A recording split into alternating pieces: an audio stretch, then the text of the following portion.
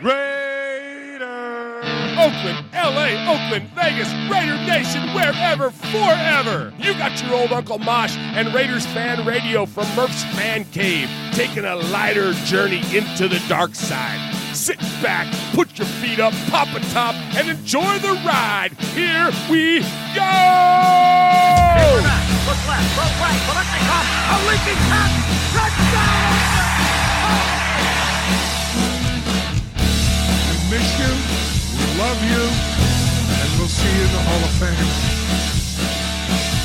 When you have great coaches, then after you have great coaches, you get great players, you have a great organization, and you tell them one thing, just win, baby. Way up the middle, intercepted Filipiano at the 50, time running down, Oakland football, and I think Oakland victory. The Oakland Raiders have scored on the most zany, unbelievable, absolutely impossible dream of a play. Well, I love this team. I think this team can win. I think this team can win. Chilling, listening to Murph and Mosh while showering little Chevy. Showering little Chevy. That's funny. What is up, Raider Nation? Your old buddy Murph back once again for another fantastic episode of Raiders Fan Radio episode number 118. And of course, you're already listening to the belly laughing one and only Uncle Mosh. Welcome to the fan cave, the man that adorns the southern annex of the Murph's Fan Cave desk, the one and only Uncle Mosh. There's audio now. Okay, go for it, Uncle Mosh. So we're doing our prep, right? And of course, Raider Nation, I tell him all the time, push the damn button. The last thing I say to him, push the button. Oh, I got it, Uncle Mosh. Don't tell me what to do. It's my man cave. Oh. I'm like, push the button. All right. So anyway, I read. Yeah, that's exactly how I talk, too. That's exactly how it sounds. Right. So I go, okay. So did you push the button? Yeah, I pushed the button. Okay, so we're looking on here. We're going, hey, all these people are in. Oh, yeah, it's great.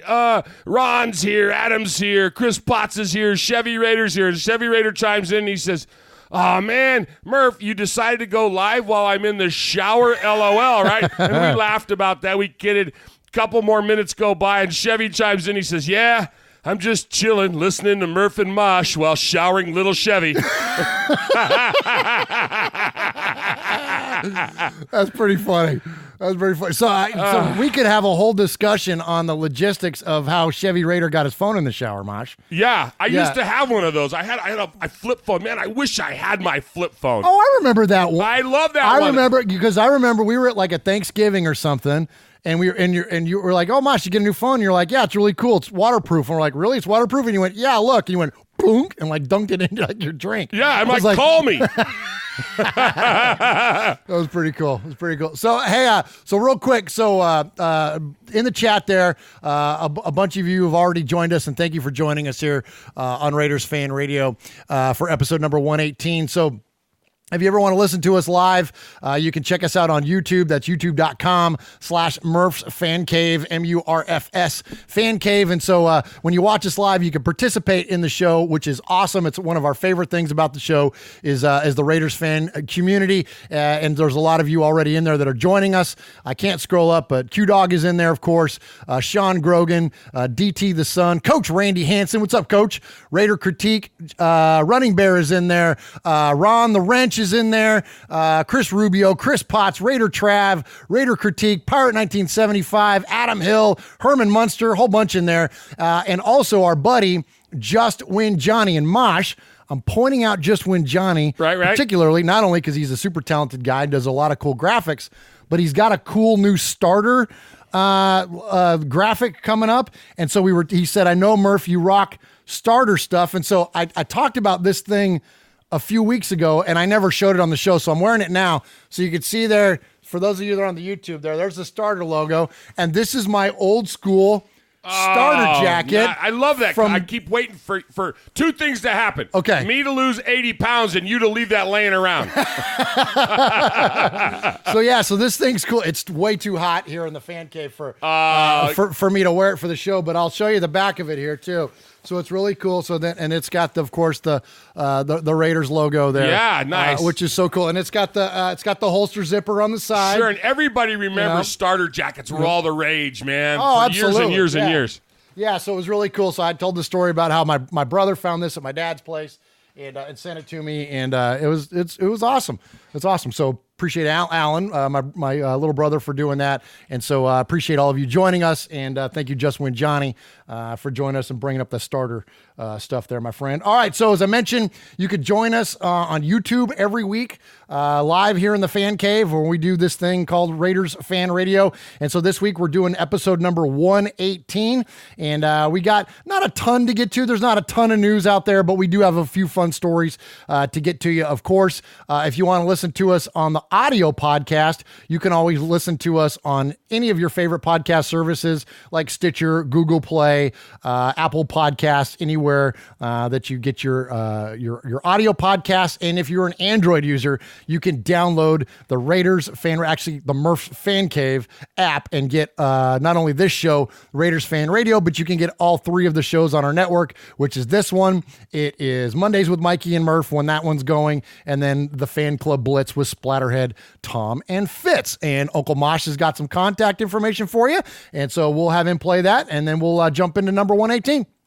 All right, boys and girls, pay attention. You got your old Uncle Mosh here with an update. That's right. I got some stuff for you. Take out a piece of paper, a pencil, a pen. Heck, use your pocket knife and carve the info into your dashboard as you're driving down the highway. First off, you need to like us on our fan page on Facebook. That's right. Go to Facebook at Raiders Fan Radio Podcast. Don't forget about the Twitter. You know your old Uncle Mosh, he twits now. That's right. Go to at Raiders Fan Radio. Also, don't forget the Instagram at Raiders Fan Radio. Or what about our website? That's right, RaidersFanRadio.com. Heck, if you want to, you can even email us, show@RaidersFanRadio.com, or call us on the Raiders Fan Radio hotline, 909-345-3346. That's 909-345-3346. Don't forget Merv's Fan Cave on the YouTube, where you can get all the show links like the Fan Club Blitz with Splatterhead and Fitz. Find all our stuff on podcast providers like Stitcher, iTunes, and Google Play. All right, did I hit the time limit? You know, Mosh, here in the Fan Cave and at your Fan Cave, your man cave at Casa del Mosh there, we like stuff, man. We're so into stuff. We're into stuff. We're not, I wouldn't call us materialistic individuals, but we do like stuff. We like stuff. We like stuff. We like swag.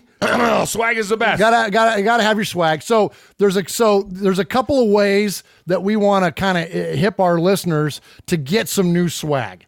All right. Okay. Talk to me. First off, there's a link in our show description here on YouTube, and it will also be in the audio podcast. If you need new Raiders gear, if you need a new era hat like I'm wearing, or if you need a new player jersey like Marcel Reese back here, or you want a personalized jersey or whatever it may be, please, if you're going to go to NFLshop.com, hit the link on our description and go to NFLshop.com that way. When you hit the link, it'll take you directly to the Raiders spot, and then anything you buy on there, it will go towards, a portion of that will go towards a fund that we're setting up, and we're going to donate that money. We may use a part of it to pay for the show, but only a small, very small portion of it, if even we do. But the majority of it, we want to give it away. We had some fantastic ideas last week from the guys in the chat as far as different charities, Mosh. Bolitnikoff Foundation got thrown out there. Derek Carr's charity, Valley Hospital, got thrown out there. There's a handful of them. And so keep those ideas coming. And that's what we're going to do with the money. So if you need new Raider gear, go through that website link, please, and buy your gear that way at NFLshop.com. Then also, if you need a new t-shirt, Mosh, give it to them. There is the new Raiders Fan Radio t-shirt. So as you can see, these are the proofs that we mentioned last week. They made it in, and gosh, Mosh! Sorry. Oh, you do. Sorry. Jeez. We had our biggest ratings in the Global Shuffle last time. That was for my home. That was for my boys in New Jersey. I promised them I'd do it. Oh my gosh. Sometimes you just got to do a little truffle shuffle. Oh my gosh. Well, it's a good thing Uncle Mosh manscapes. All right, so anyways, you can you know what's funny? not show anymore. That's the end. So You're making my glasses fog up already. You're gonna end up putting me in with the belt around me in the chair, so I can't stand up. Oh my gosh, you're gonna put you in time out there. All right, so the Get Made shirts. So we're gonna have these for sale up on our website very soon. These were just the proofs. We're gonna get the rest of them in soon, and then we'll have them for sale. And then just so you can buy them on the website. And then for those of you that are coming to the draft, though, you can grab it from us in person. And we'll be glad to sell you a T-shirt there. And we're not making money off this stuff. We're going to give the money away, but we're going to sell these shirts. And so I hope you guys dig the Get Made shirts. And of course, that in reference to our made men here on Raiders Fan Radio. So Monster Mash Ken goes, "Hey, Uncle Mosh, for the radio listeners that don't know, I was showing off the shirt. And I pulled up the shirt and I did a little truffle shuffle. I just got a little bit of your belly in there. A couple seconds of the belly, right? There's 60 years of work went into that. Okay, there's a lot of lasagna there. And Chris Potts loves it when I show off the little belly.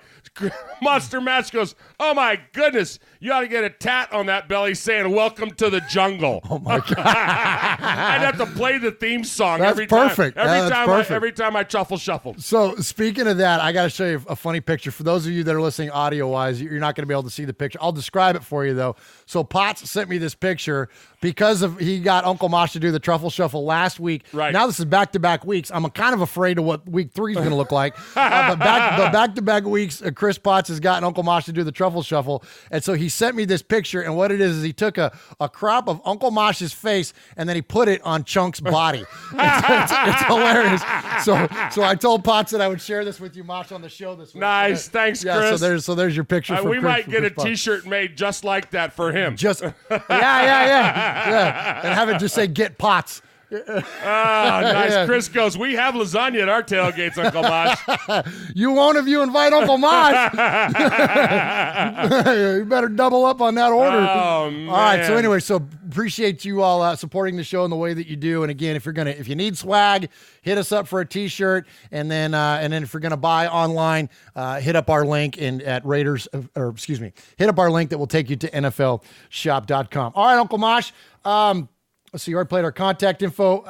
So here in Raiders Fan Radio, we like to give respect. We do give respect. We give respect. We don't do props. We don't do shout-outs. Nothing wrong with those things. But here we do respect. We do it our way. We're like the chairman of the board. He did it his way. We do it our way. Where he's over here. Yeah, that's right. That guy right there, Sinatra. He told us, don't be a name dropper. Nope. That's right. He always said that. Every time we talk to Sinatra, he says, "Hey, don't be a name dropper." We said, "All right. I'll make sure I let Sammy Davis know too." Yeah. All right, so we want to give respect. So a few guys want to give respect. First off, we'll do kind of the down note. Condolences to the folks at Stringer. Just breaks my heart, dude. It sucks. So Stringer, we had Johnny Spencer, who is a Raiders fan, drummer for the band.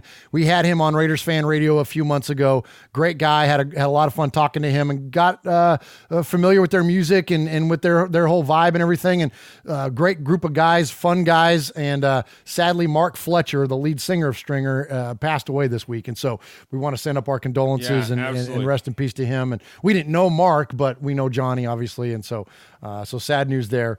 Long time. They were like lifelong buddies, and just I'm gonna play their soundbite later in a minute, but just super guys, man. Absolutely. Go check out their videos if you haven't already, and for sure, definitely condolences that way. Absolutely.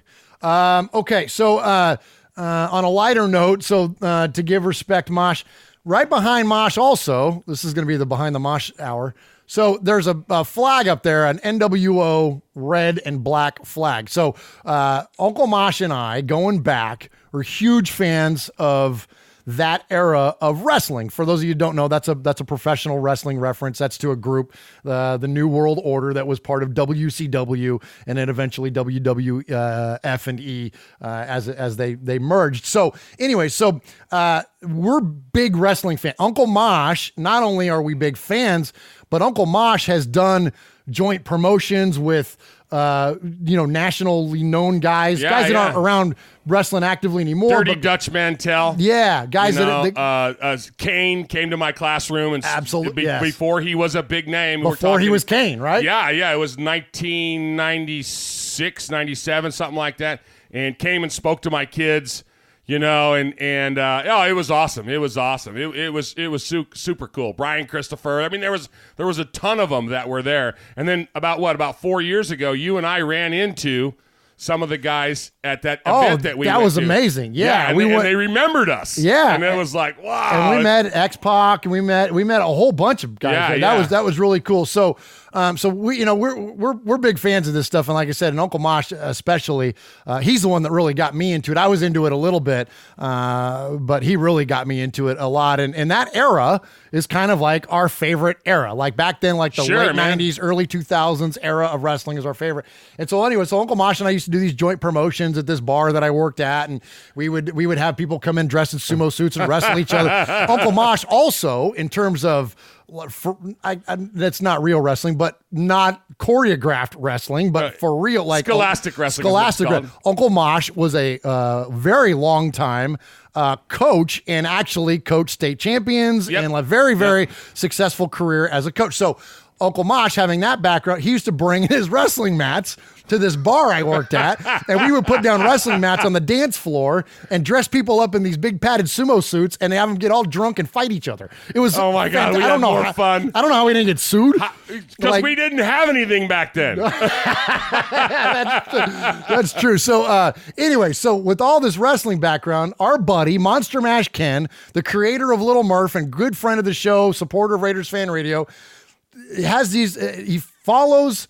Actually, we got followed by a podcast called Wolfpack Nation on Twitter. Right. Then I found out that it was linked to Ken, and I asked him. I said, "Is this the Wolfpack like the NWO Wolfpack?" And he said, "Yes, that very one." So Ken has started this podcast, so congratulations to him. Also, congratulations to Bobby Wasabi, who also joins us in the chat room. Sure. It's those two, and I believe there's another guy that I don't know who the third guy was, but so those two guys that are friends of ours, show friends of ours. So those two guys that started this podcast, they're going to do wrestling. They're going to do Raiders stuff. They're going to do, I'm like, this sounds amazing. Yeah. So he's like, well, would you guys want to come on? And I'm like, yeah. I mean, I'm like, dude, you need a home? I'm like, that would fit in on the fan cave. So it's, anyway, congratulations to you guys. I think it's an awesome endeavor. And then, so all this is going on. So with Ken, also around the same time, somebody puts out a tweet that says, I'm tired of all the negativity. Say something positive. So Ken puts out this tweet and says, I'm paraphrasing, but it's like, my day is always more enjoyable when I listen to, and then he lists off like 10 different podcasters. Nice. And he includes us in there. Very gracious of him, right? Sweet. Puts us in there. Well, this thread blows up. My phone, Mosh, I had to turn off the notification. Like, hundreds and hundreds and hundreds and hundreds of notifications as people are responding to this and joining in. And ultimately, and the reason that I brought up all this to begin with is that Amy Trask got copied on this, and she fired back about how nice it was that all this positivity was going on amongst all these Raider fans and Raider podcasters and all this stuff. And so that was really cool. That was a nice end to this whole big giant Twitter thread. And it was all started by Monster Mash Ken. So, oh man. Yeah, no kidding. You know what? We need to follow that up and get Amy on the show. I know, right? Yeah. Well, after we book Derek Carr and John Gruden, then we'll get to Amy Trask. She should be before that. Yeah. It's so funny when people say that, like, you know what? You guys should get Madden on your show.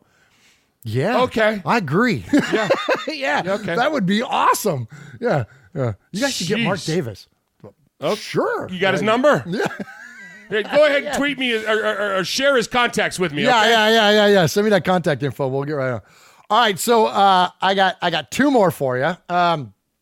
First off, let's go and redirect it directly back to the Raiders. I want to share a feel-good story with you about a flag football team that won their, the NFL does all these sponsored. Yeah, I love that. Flag football teams, really cool. Yeah. Well, the team, I don't know what the age group is. By the looks of them, they're probably 10. These kids down in Orlando won the NFL sponsored flag football championship. Well, they're the Raiders. They're the Apex Raiders is their name. And don't you know, man, the freaking Raiders themselves, the Oakland, soon to be Las Vegas Raiders, reached out to this group of kids and coaches and invited them to Vegas. And not only did they get to go to Vegas, they got to tour the new facilities. Oh, that's so cool. And they had all this swag and all this stuff and got the royal treatment. So I want to play some audio for you. This is the Apex Raiders flag football team visiting the Oakland Raiders in Vegas, or the Vegas Raiders, whatever. Yeah. You know the Raiders. The Raiders. The Apex flag football team, 9 and 10-year-old, they were able to go to Orlando during the Pro Bowl and win the national championship. And in winning the national championship, they were able to come out today and have a tour of the stadium. Every game that we play, the grass will be perfect.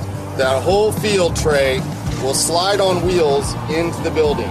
We got to have a tour of the inside. It was really cool. We got to see how the game plan of what they're going to build.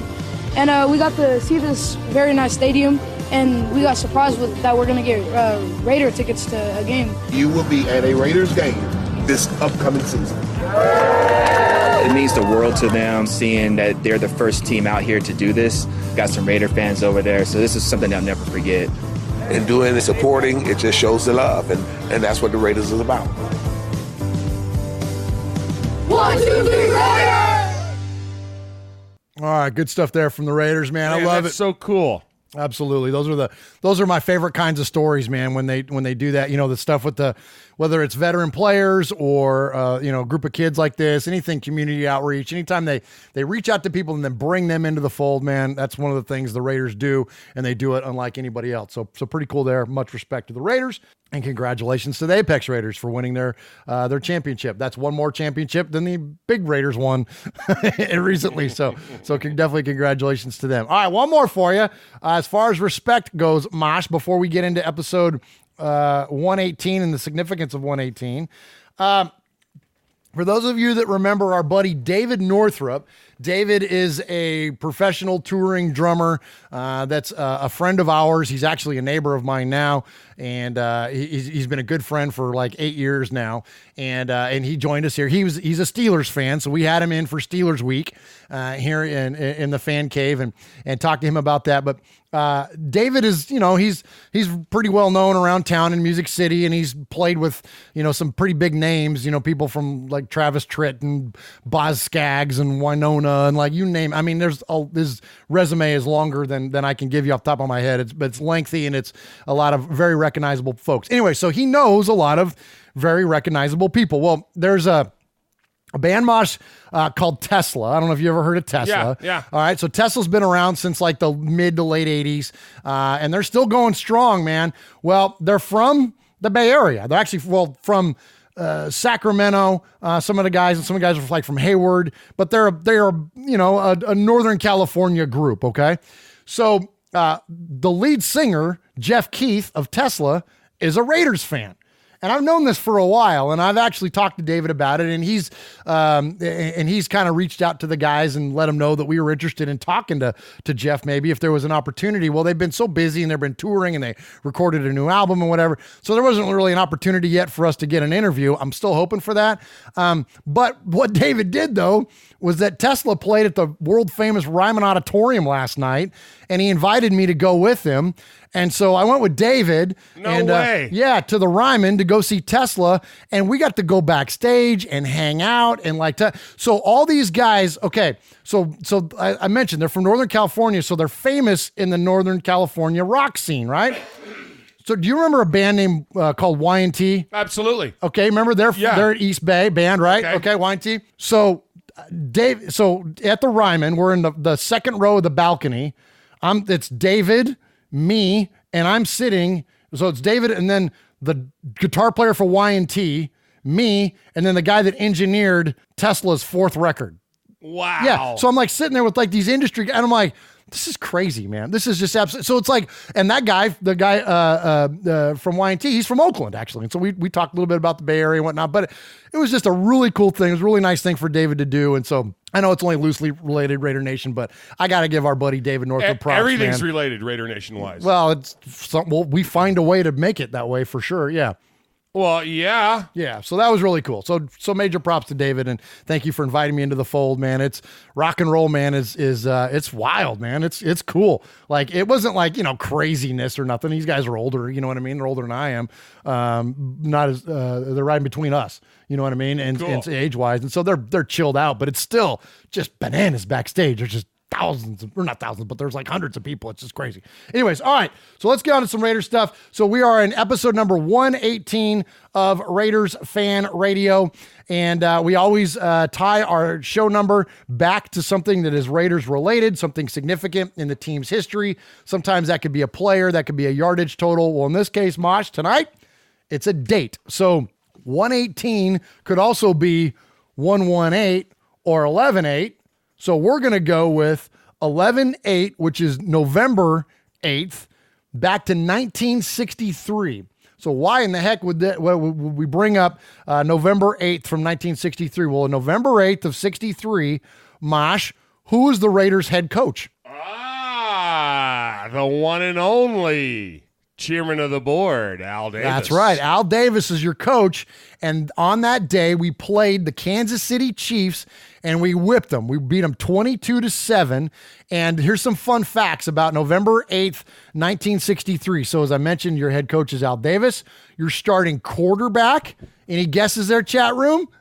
Tom Flores, should be Hall of Famer Tom Flores is your starting quarterback. Clem Daniels is your running back.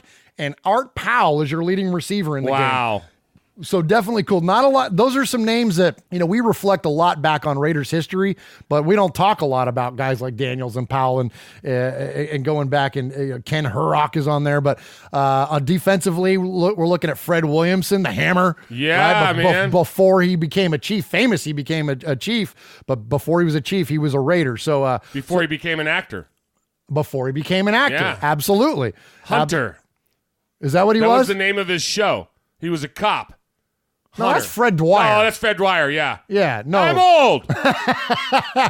I remember Fred Williamson from those of you that have ever seen the movie From Dusk Till Dawn. Yep. Yeah, he's the guy. There's Mean Machine, which is Tom Savini, and then Right, and then he's right. the other guy, the other biker guy. And so, anyways, so that's You know Fred what's really cool? I almost called you Mosh.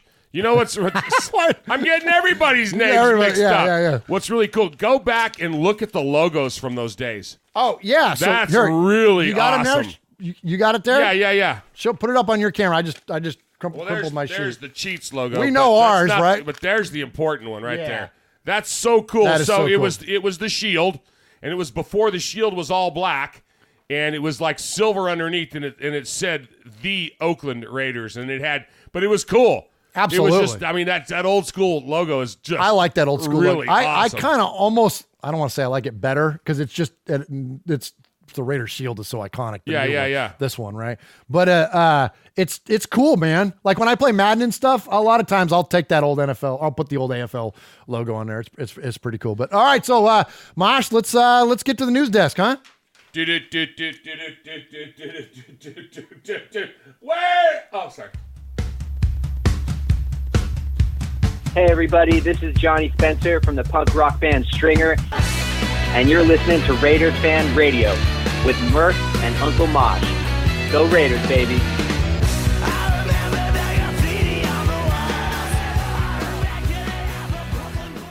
All right, so next up here on Raiders Fan Radio, we got a few news stories to get to. Nothing major. We're going to get into plenty of the draft and all that good stuff later, so just stay tuned with us there. But before we get to all that, we're going to do a few fun little stories here. Number one is if I asked you who the most famous 24 was for the Oakland Raiders, there's a few good answers in there, right? So you got the newest famous 24, which is Beast Mode, of course. Sure. And then if we want to go old school, Mosh. Yeah, man. Ooh. Go ahead, give it to him. Well, Before we go there. Okay. All right. This is totally off. Yeah. Totally out there. Yeah. My favorite 24. Okay. Willie Mays. Oh. I know it's not Raiders. Yeah. You know, That's a good one. That's where my heart's at. That's a good one. Because, you know, I just all those years we spent at Candlestick Park with Grandma Jenny. Yeah. You know, that's a good one, Mosh. Man. And when we were and I know that when we were talking about it, we talked. You know, I'm in this mode, so I'm beast mode. But anytime I hear 24, I immediately you just think of Mays. I go Mays. Right. I go Mays. Well, and he's the more famous of 24s, right? So okay, that's fair, absolutely fair. So in terms of Raiderness, though, we got of course Marshawn, and then Willie Brown, and then Charles Woodson. So yeah, your favorite. My favorite. Your so, 24. Yeah, absolutely. Yeah. So just other than 12, it's probably the most iconic. It might even be more iconic than 12. Because 12, even though it's Stabler, Gannon, yes, but I don't know. It's close. 24 might be. Because that's 75 is how. This would be a fun conversation. We need to tell us, chat room here. Let me hit the chat real quick. Pirate 1975, Chris Potts. I like it spooky. James M. Q Dog is in there. Raider Critique. What's the most iconic Raiders number? To me, it's always been 12, but that's maybe because that's just Stabler's my favorite player. 75, of course, is iconic, and then 24. But 24 rules for us. Might be it, man. It might be it because what else? What other big numbers? 32 because of Tatum and Allen. That's pretty big. I love the fact that we don't retire numbers. I know. I do too. And because of this reason is one of the ones I like it because I like the idea that you can have multiple players, and I noticed no one's saying Michael Huff for 24, but, but yeah, man, I don't know. 30, I'd say 32, 12, and 24. Those have got, but you're talking about iconic for the Raiders, 00 for Otto. Oh, that's true. 00, man. That's true. Where in football was there another 00? Was there one? Well, there wasn't since him. I think he was the last one to wear. The last 00? Yeah. And so and here's a trivia question for those of you that don't know. I'm sure many of you already know this, but the reason that Otto wore 00 was because that's how you pronounce that number is Otto. Right. You know what I mean? Like you would say 06 for an 06. Sure. 000 is Otto. So that's why he wore the number 00. That's a good one. That's a really good one too. Good one there, Mosh. So, all right. So anyways, all that before that tangent, the reason I got on the number 24 was because we almost had another iconic 24 really that played for the Raiders. And I'm talking about number 24 that played for the Oakland A's, Ricky Henderson. Yeah. So there was a story that came out this week. Now, Ricky's one of my all-time favorite baseball players. Going back, there's been a lot of A's players that have become Yankees and broke my heart that way or become Cardinals or whatever. And he's just another one of them. So I know he played a lot of the other places, but to me, he will always be in Oakland A. Plus, he broke Lou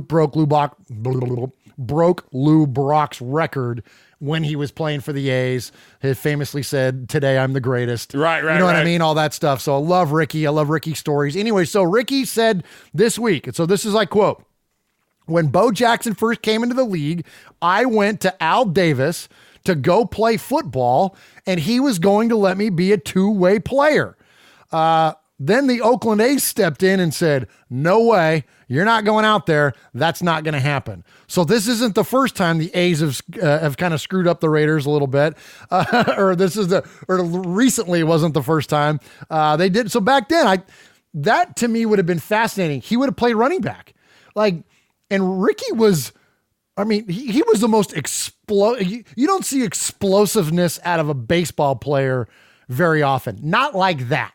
Right? You see explosion at the plate, right? But you don't see explosive speed like that. I think he's one of those few guys that, like Bo, that explosiveness could have translated. What do you think? Yeah, well, rumor has it that Charlie Finley said, "You want to get tackled on the dirt?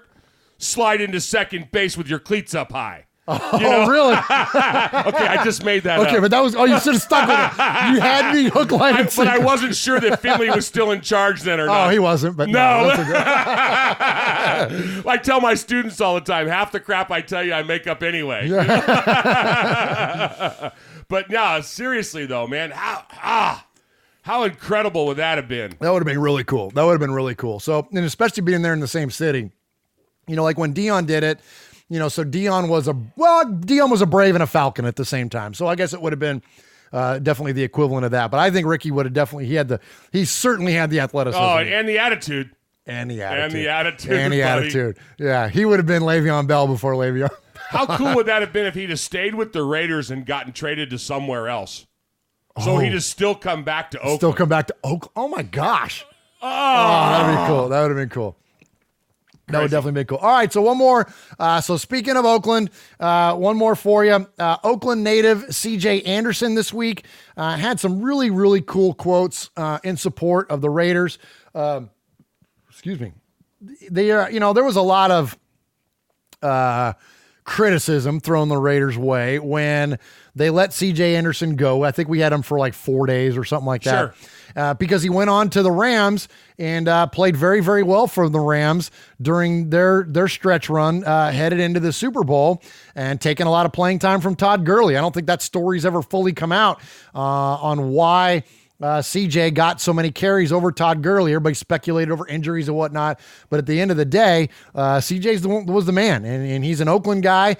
We featured some of his comments earlier in the year because they were really funny because he's an Oakland guy. His mom is a season ticket holder. Right, and right. she said, honey, because he was playing with the Broncos at the time, said, when you come to town, I'll root for you when you got the ball. But outside of that, I'm not rooting for you. I'm a Raider fan. Which is awesome. So anyway, so CJ came out and supported the Raiders this week. They were asking him about kind of his experience there. And he just said, look, I'll say this about the Raiders and for all the Raiders fans out there. John Gruden is doing the right things when it comes to preparation and game planning.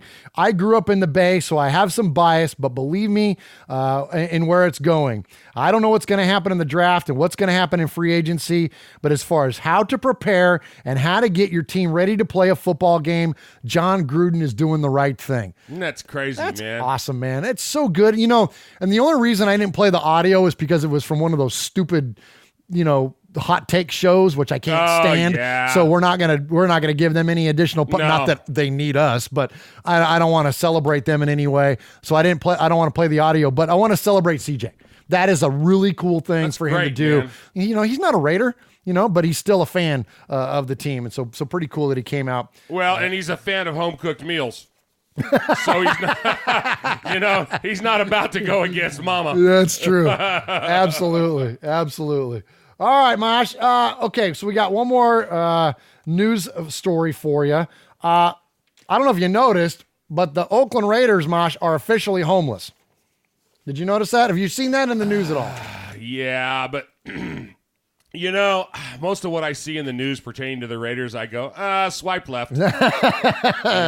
So the Raiders are homeless. They're still negotiating with the city of Oakland. Let me back up. There's been talk about where the Raiders are going to play a lot lately. We've interviewed Councilman William Parker from the city of Birmingham. We're actually going to interview him again in the very near future. We might even do it in person down at Legion Field. He's been in touch with us quite a bit, which we appreciate. And so anyway, so there's a lot of speculation, a lot of negotiation going on, but the Raiders haven't said a dang thing. All this, every time you see a news story about where the Raiders are going to play, the Raiders aren't the genesis of any of it. It's all just people speculating and reporting based on second and third hand information. So anyways, as of right now, the Raiders have negotiated or at least talked to multiple locations. Well, now ultimately it seems, based on the reporting, that they're very close to securing a one potential 2-year deal with the city of Oakland, or at least with the Coliseum Authority. That doesn't mean the city's going to approve it yet, but which is still a little bit of a wild card. Remember that, Raider Nation. But at least they're negotiating with the Coliseum Authority, which are the people that run the facility. So we're right now we're still homeless. So, but there's can we call it the Raiders are in free agency? Yeah. Is that better than homeless? Yeah. Okay. Let's call it that. Okay. So the Raiders are in free agency, and we're currently being courted by multiple whatchamacallit? Multiple organizations. Multiple organizations to employ the services of the Oakland Raiders at their facility. So we'll see where this thing goes. I hope it's Oakland. I mean, as much as we've been appreciative of Councilman Parker and heard many good stories about what London might have to offer and all the other places. Look, they belong in Oakland. Let's finish it up in Oakland, and then before we get off. It's funny. Raider Critique chimes in the chat, and he says, "Hey, he goes, the Raiders are just doing their civic duty. They want to be homeless like the rest of California." Jeez. That's actually pretty funny. That's actually pretty funny. It was when I shouldn't say this. I'm going to offend somebody. Oh, I'll tell it anyways. They'll just get over yourself if it's offensive. Give us another dislike. We already got one. So when my brother moved out here to go to school for a while, and when he moved out here, and I took him to downtown Nashville, and we were bebopping around all over Middle Tennessee and stuff. And I go, "So what do you think?" And he goes, "Man," he goes, "it's really cool." He goes, "I can't believe how clean everything is." And he goes, "And there's no homeless people." And I go, "Yeah, man." I go, "We got like one, and he's here on vacation from San Francisco." Oh. What a bad man you are. I know. Well, hey, look, you could talk about your own. We grew up there, man. We could. That's right. We could talk about our own. You know what I mean? Talk about our own. Nobody else can talk about them, but we can. All right. So another thing about this. Okay. So they're gonna play hopefully in Oakland. Right. Okay. Right. I'm gonna speak for you. We, as the governing body of Murph's Fan Cave and Murph's Fan Cave, DBA Raiders Fan Radio, have come to a joint decision, and from henceforth, Mosh, we will only refer to the stadium in which the Oakland Raiders play as the Oakland Alameda County Coliseum. Correct. That's the only name it's ever had. That's the only name it's ever gonna have. The only name we'll ever refer to it That's by. going to be it. From now on, you will always be the Oakland Alameda County Coliseum to us because that's what we grew up with. And it doesn't matter what corporate sponsorship chooses to get involved. We will not recognize you. You will not have the floor here on Raiders Fan Radio. We will only answer to the Oakland Alameda County Coliseum. And the reason that I bring that up, Mosh, is because there's a new naming sponsor for the Oakland Alameda County Coliseum, and it is Ring Central. So now it's going to be the Ring Central Coliseum. Come on. Are you serious? It's so stupid. It's so dumb. That's the word. I get that they want the money, and I get that you got to sell your naming rights to a corporation, but Ring Central, that doesn't have a good ring to it. You know what I mean? It doesn't work, Mosh. I don't care for it. I'm not going to call it Ring Central, and I hope none of you call it Ring Central either. But so in knowing this now and learning this, I thought it'd be kind of fun to dig up some of the old names. Okay. Of the Coliseum. So go ahead. So give us the rundown, Mosh. So of course, it was, as we know, as we grew up, as it shall always be, the Oakland Alameda County Coliseum. Then in 1998, from 1998 to 2004, a 6-year deal with Networks Associates Coliseum. What did they call it? The NAC? What? Are you serious? Pretty bad. That's pretty bad. Isn't NAC? Isn't that a prison term for a non-gang affiliated inmate? I don't know. I think it is. Oh, did you learn that on the inside? Witness protection is a wonderful thing. Then in 2004 to 2008, on a 4-year deal, McAfee Coliseum. Yeah, the Mac. The Mac. The Mick. Stop. Mick. So we went from the NAC to the Mac. Yeah. And then in 2011, the Overstock.com Coliseum. So we're the Overstock.com Coliseum. And then the OCO. Now, that wasn't bad. Now, of these, look, if you're going to do corporate naming rights, O.co is not bad because of this, because of the O, because of Oakland. So I get it. That wasn't so bad in the whole scheme of things. Go ahead. And then, of course, Ring Central. Murph, Central. These are horrible. We should have sold a lot more T-shirts, and we could have named it. Yeah. Could have been the RFR Coliseum. The RFR Coliseum. Yeah, I love it. yeah. But that's not the worst. Okay. Those are not the worst. Oh, those are not. No, they're in football lore. Okay. There is worst names. Oh gosh. You have the list? I got the Well, Hit us with a couple of okay. All right. So when it comes to corporate naming rights, there have been some real doozies over the years. It's all about money. It's all about money. And look, we get it. I get it. I'm a business guy. I'm a capitalist at heart, man. I get it. Doesn't mean I like it, but I get it. You're not going to catch me. I almost got political. Almost said you're not going to catch me voting for Bernie Sanders, but none of you should either. Okay. You vote for anybody else, but no, I'm kidding. All right. Easy. Save the tweets. I'm just being silly. Okay. So I get to understand the concept of the corporate naming rights. All right. So here's some fun ones. How about the Uncle Mosh? Does this inspire you as a collegiate athlete that works your entire life to make it to a bowl game and you've been awarded the San Diego County Credit Union Poinsettia Bowl? The cool thing about that, if you won that, you didn't get a ring. You got a bracelet. You got like a patch or something. Yeah. The San Diego County Credit Union Poinsettia Bowl. Doesn't inspire. I'm not even sure I can say Poinsettia correctly twice. Ah, jeez. Yeah, that was not good. Another one that it wasn't so bad when it got named, but it obviously failed miserably for a lot of obvious reasons. That was Enron Field. Enron One of Field. the talk about corporate corruption. Yeah. There you go. There you go, Bernie fans. Yeah. That's like naming a boating company. Hey, Titanic Lines presents. Yeah.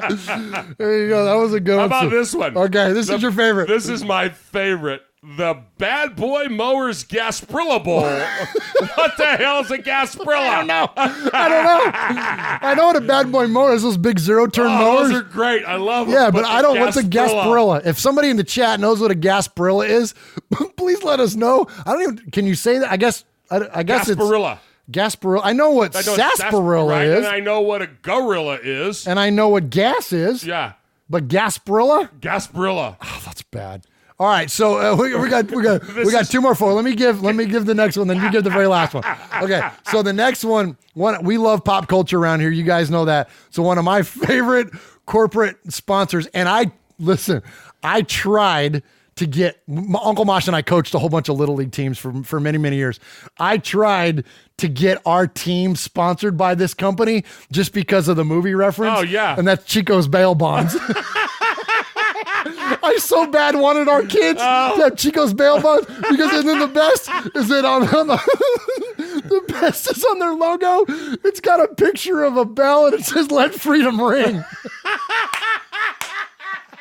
It's the best. Chico's bail bonds, man. Chico's bail bonds. It's the best. I love it. But there's one. So that one's funny. But then the all-time absolute worst, Mosh. Give it to him. I don't know that in the history of sports, all sports, any sport, there is a worse name ever associated with a team, and this name is associated with a team, and it's Mile High Stadium. That's an awful name. What a terrible name. What a terrible name. What a terrible connotation. Where would you play your home games? Ugh. Mile High Stadium.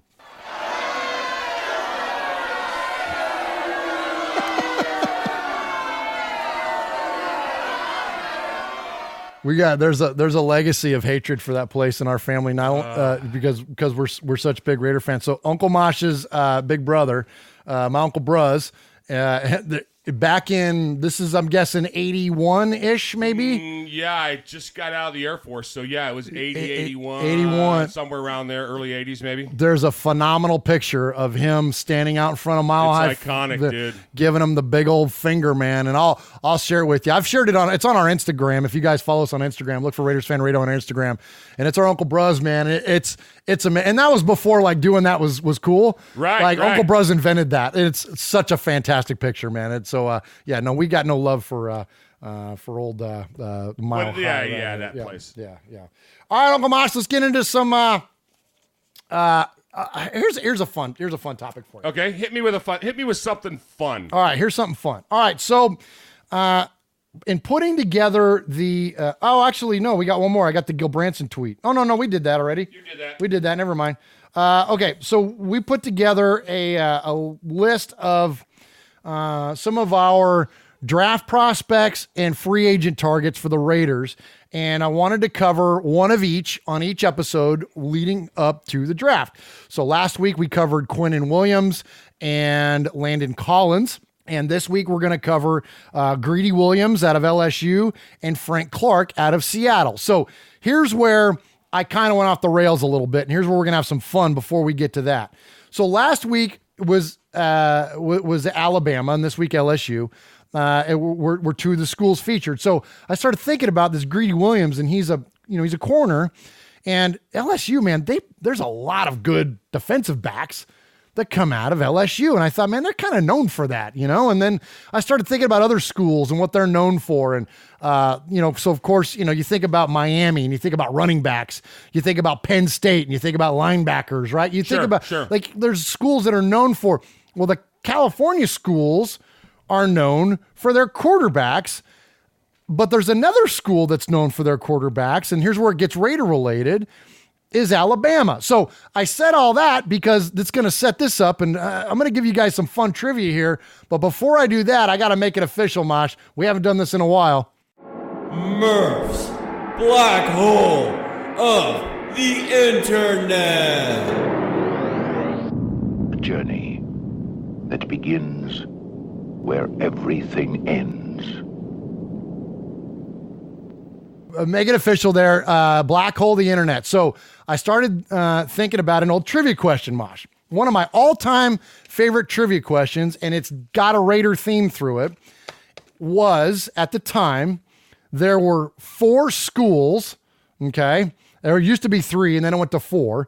4 schools that have had 3 quarterbacks start in the Super Bowl. So those of you that are listening, this is some fun bar trivia, or next time you're hanging out with buddies watching a game, whatever. So 3 schools, each have had 3 quarterbacks start in the Super Bowl. Well, now the one of those 4 have gone to 5. So there's 3 schools with 3 and 1 school with 5 quarterbacks that have started in the Super Bowl. So here's where it's Raider related. You want to guess at least one of the Alabama names, Mosh? Stabler, right? Okay, so the names for Alabama. So the 3 guys that have started in the Super Bowl that were Alabama alumni are Joe Namath, Bart Starr, and Kenny Stabler, right? So those are your 3 starting quarterbacks. Now, those guys all coincidentally have won. Now, that's not what the trivia question is. It's guys that have played or started in the Super Bowl. Okay. Those 3 just happen to have won. But you want to take a wild shot at the others are not as obvious as you think they might be. You want to take a wild shot at what some of the other schools are? Notre Dame? They're great. Wow. Nice job, Mosh. Okay. Notre Dame. So Notre Dame gives you Joe Montana, right? Joe Theismann, and another Raider, Darryl LaMonica. Oh, okay. So all right. So you get the kind of the idea of the trivia here. I forgot about Theismann. I was thinking LaMonica and Montana, but I forgot about Theismann. Forgot about that, right? So there's your second school with 3 quarterbacks started in the Super Bowl. The third school, this one nobody ever gets. Nobody ever gets the third one, and it's Purdue, because you don't think of Purdue, right? No. But you get Drew Brees, you get Bob Greasy, and you get Lenny Dawson. So there's your 3 quarterbacks. All right, so then here's the kicker, right? So here's the big one, and this is what made me think of the California schools. One school in particular, the University of California. Check this out, Raider Nation. You got 5 starting quarterbacks from the University of California now that Jared Goff has started in the Super Bowl. So you got Jared Goff, Aaron Rodgers, Joe Kapp, who was the quarterback of the first Vikings team before Francis. Wow. Craig Morton and freaking Vince Ferragamo, another Ram. So you got 5 Cal quarterbacks, 2 of them were freaking Rams that have started in the Super Bowl. So there's some fun trivia for you guys. Amaze your friends, win a beer by it, and have fun with that. It was one of my all-time favorite trivia questions. Schools that have had most starting quarterbacks in the Super Bowl. Hey, good job on that black hole. We haven't had a black hole presentation in a while. It's been since the offseason. Now we're in the offseason. We're in the offseason. Yeah, So all right. we'll get them coming, man. Absolutely. So I appreciate that. So all right. So to get on to some of the players, Mosh. So as far as draft prospects go, as I mentioned, LSU is famous for their defensive backs, and so this week we're going to look at Greedy Williams. Greedy Williams is a corner at LSU. Gosh, he just the stats are perfect. 6'3", big corner, 184 pounds. He's only a sophomore, so he's only 21 years old. He won't be 22 until December. So, I mean, he won't be 22 until well after the season is underway. Wow. He was an All-American consensus in 2018, two-time first All-SEC player in 2017 and 2018. What a stud. He's a stud. So, Raider Nation, there's a lot of options for the Raiders at the number 4 pick. When we do these draft reviews leading up to the draft, we're only going to be looking at the number 4 pick because the rest of it is so volatile that you just don't know where we're going to end up. But we can kind of hone in a little bit on what they're going to do at number 4. So last week was Quinnen Williams, and then now this week, Greedy Williams. So some of his career highlights, he's got a 40% completion percentage against him. That's number 8 amongst the Power 5 corners and number 3 in the SEC. So definitely top of his class. He had 9 pass breakups. In terms of NFL passer rating, if you try to equate it to that, the quarterbacks that threw against him would only have a 58.6 passer rating. It's like 158.3 or whatever the heck it is a perfect rating. So this guy to only have a 58 passer rating against him is pretty solid. And then of course he had 2 interceptions, which is number 2 among SEC cornerbacks. So the guy's got the credentials. He's got the size. He's got the speed. We'll see what he does at the combine, but I think this would be a great addition. He's young. This could be our next, I don't want to get all crazy here, but you know what I'm saying? Hayes and Haynes. This could be our next, Conley. And this guy, look, if Conley played as well as he did in the back half of the year, you know what I mean? He could be something here. And I look, you need corners. You got to cover in today's NFL. Yeah, It's just the way that it goes, man. You got to be able to cover. And especially as we saw in this postseason, they're going to let him play a little more. They're going to let him get a little more handsy. So to have a nice big corner, 6'3", to go up. Look, what would this guy do against Tyreek Hill? Now, he may not be able to keep up with him in a flat foot race, but oh my gosh, man, he could manhandle Tyreek Hill. And he could cover Travis Kelce. And he's got a great football name. Yeah, tell him about how he got his nickname, Mosh. I don't know. Oh, okay. Well, Greedy, it's on that middle line there. Do you see that? You want to read it to him? Yeah. It's just so this is the first time I've read this, but if I do a little bit more prep. I try to hook you up, Mosh. Williams was nicknamed Greedy by his aunt, who called him Greedy Dee after babysitting him as an infant. His mother later took out the Dee, and Williams adopted the name in 2015. He told USA Today, "I love my nickname. They say it's a great DB name. It helps to be greedy as a defensive back." Yeah, absolutely. Isn't that cool? Nice. Yeah, very cool. So we're going to look, these are not my picks. These are not our predictions. These are not what we think is going to happen. These are just some players that I think are based on what the Raiders' needs are. Some players that we could definitely look at with that number 4 pick. I'll just put it like this. As a fan, and that's all that I am, these guys that we're bringing up here in the next few weeks, these are guys that if the Raiders drafted it wouldn't get a big from me. You know what I mean? Right. It's like, okay, I see it. And we do this every year. And we do because there's literally hundreds of guys out there, and when we pick 2 or 3 or 4, go back the years of the show, and you'll see that, and it's like, oh man, it would be great to have him. Wait, who'd they pick? Yeah, who was that guy? Well, and especially 2 years ago with the linebackers, that was the one where we just you were in a deep depression. I kind of lost a little bit on that one. It wasn't like in a weird way. It just confused the crap out of me. And granted, I just got done bragging on Gary Conley. I mean, I'm glad he's turning into the player that he is, but holy cow, we needed a linebacker. And there was a bunch of them in that draft. And I'm like, what the crap? I'm like, why do we not take one of these? There's like 9 all-pros on the board at inside linebacker, and we didn't take any of them. We took Gary Conley. Breathe, Murph. Breathe. See what happens? Moving right along. All right, so the next thing we're going to do is we're going to look at some free agent targets. Last week for us, we talked about safety. We talked about Landon Collins. This week, we're going to look at the edge. And I think this is important to do in tandem, looking at draft and free agents. Because, look. Okay. You have to do both. You have to do both because the free agent signings are going to influence what we do in the draft. Everybody in the world wearing silver and black right now is completely locked into the idea that the Raiders need a pass rusher. Well, if we sign Frank Clark in the offseason and all of a sudden we have a little bit of depth there and we can trade down and get a Montez Sweat later in the draft, then how important is it? So you see what I'm saying? So you gotta consider the big picture. Don't any of these mock drafts that you see and any of this stuff with this craziness is Ken Cruz and I also ran into on Twitter this week, were guys that are playing Madden with these mock drafts. It's like, look, you can't predict what's going to happen with this football team from not even the first 3 picks. Good luck with that, let alone trying to figure it out, because you got to be informed by free agency first and foremost. This is what's going to dictate what happens then. So Frank Clark as a free agent target, I think, is an awesome consideration for the Raiders. They're going to have the money, and he's going to get a lot of it, but he's not going to get as much as Khalil Mack. And he was, frankly, when you look at his numbers, he really wasn't all that less productive than what Khalil Mack is. So he's looking at projected numbers. Again, this is just throwing it out there. 5 years, about $87 million with 53 guaranteed. So that's 60%, 65% of what Mack got. Yeah. So, I mean, Mack got what, 140 at 90 guaranteed or something like that. So you're talking about 87 at 53. That's a lot more palatable of a figure, and it allows you to go out and spend money elsewhere. So and he's 26 years old, 6'3". He's a stud. He's in his prime. Yes. Come on.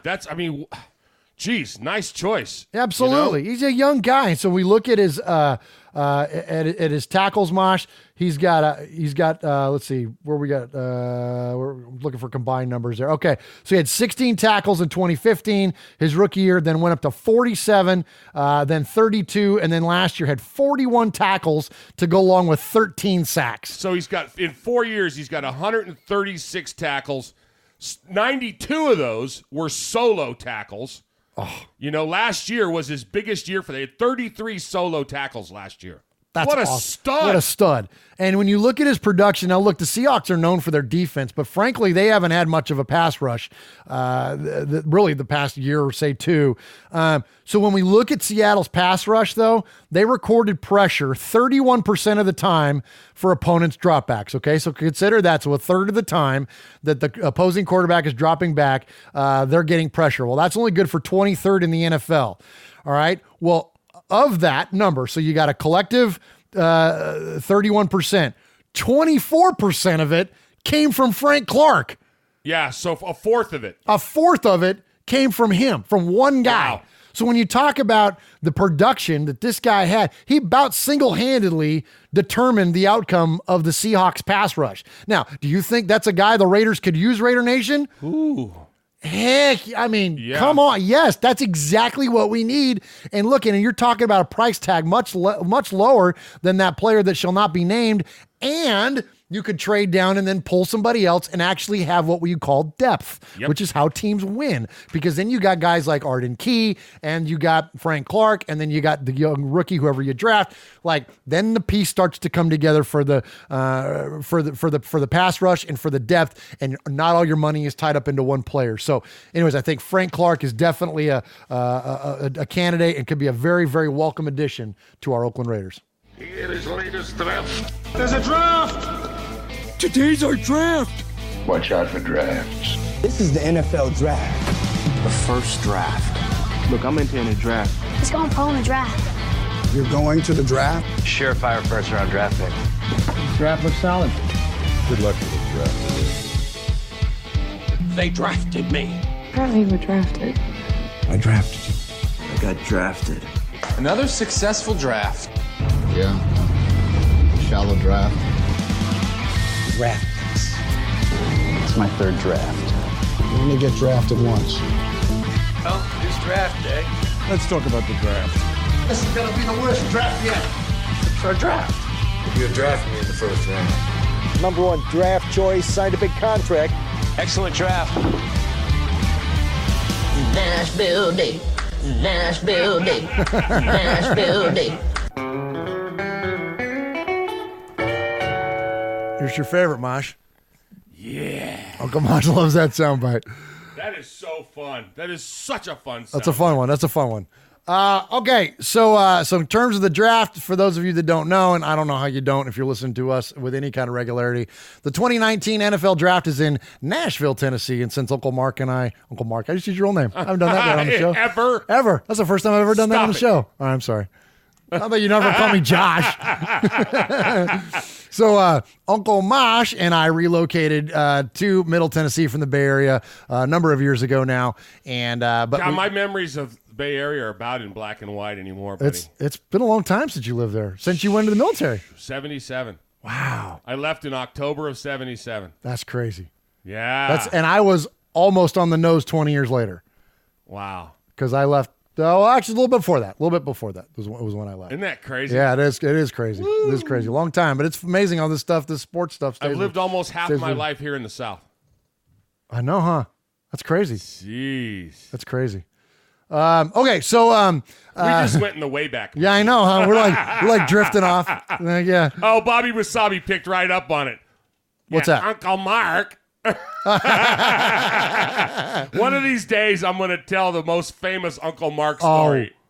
You want to do it now? No. Okay. All right. We'll save it because we only got to. We got to roll. We will run short on time, but yes, put a pin in that one. Absolutely. It's one of the. It's one of the best. One of these days when I need to get you. There you go. Yeah, one of the best. All right. So here in Middle Tennessee, downtown Nashville, Tennessee is going to be the 2019 NFL Draft. If you need to know about the draft, you can listen to as far as the specifics of the draft and what's going to go on, the events that surround it. Please tune into last week's show. Goodness gracious. I gotta quit drinking while I'm I know, right? Well, not alcohol, but you know what I mean.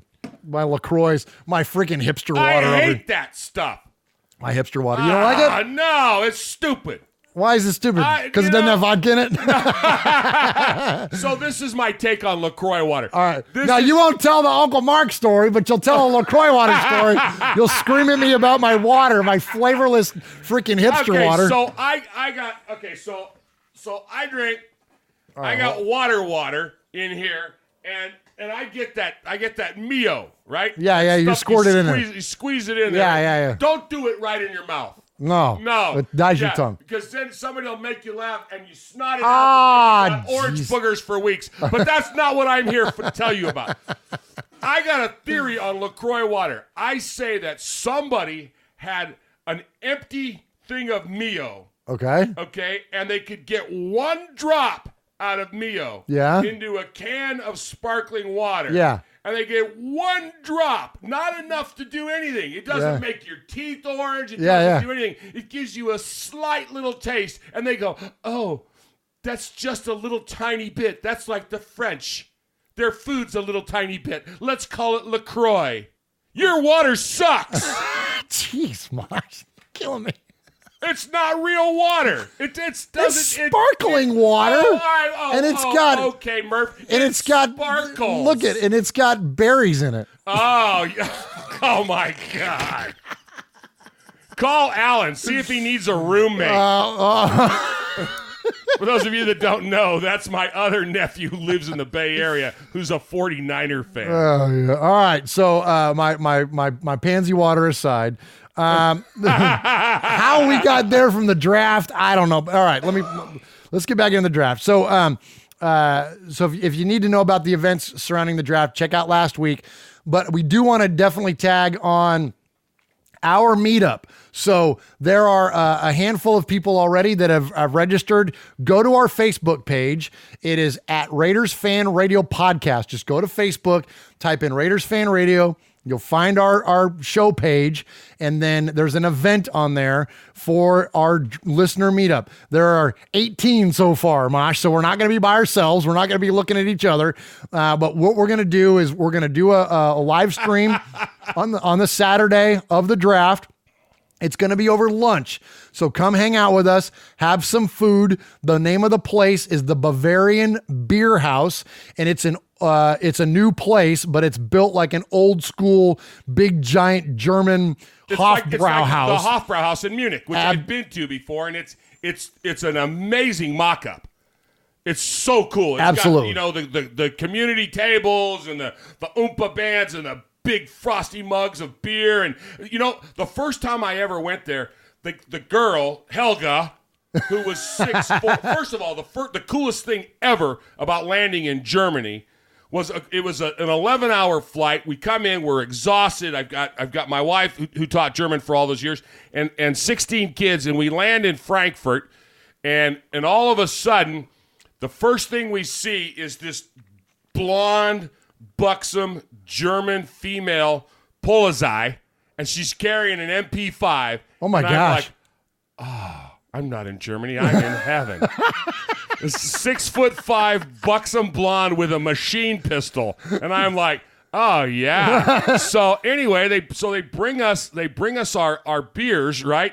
And they were the huge steins, and then they had a big old like a foam head on it, and I'm like, well, that would never fly in the States.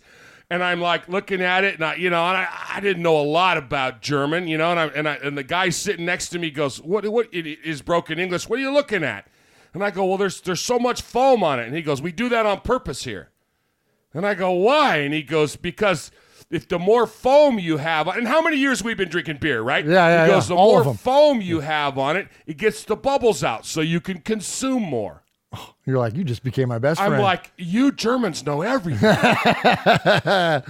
So, yeah, they have definitely engineered beer drinking along with cars and everything else. So, so that's this Bavarian beer house, and so we've got a like a party room, essentially.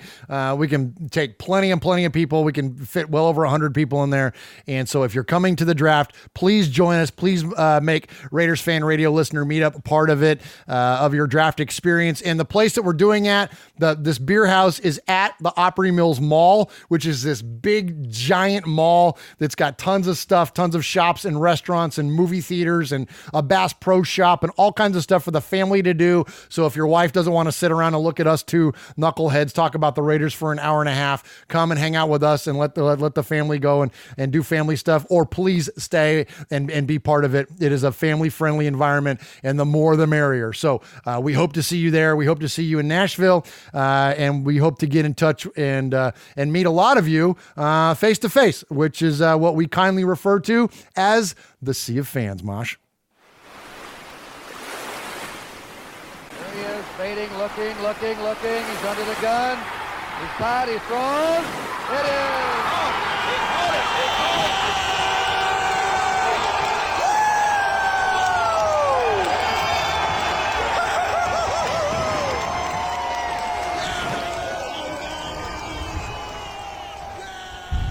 All right, if you want to get made, as the shirts say, if you want to get made here on Raiders Fan Radio, there's only one way to do it, unless you're going to email us from England 117 times. Hey, so you brought up Get Made, our new shirts. Yes. Okay, what I'm wearing.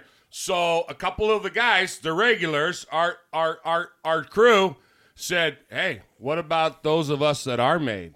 Maybe our shirt should say, Got Made. Got Made. Oh.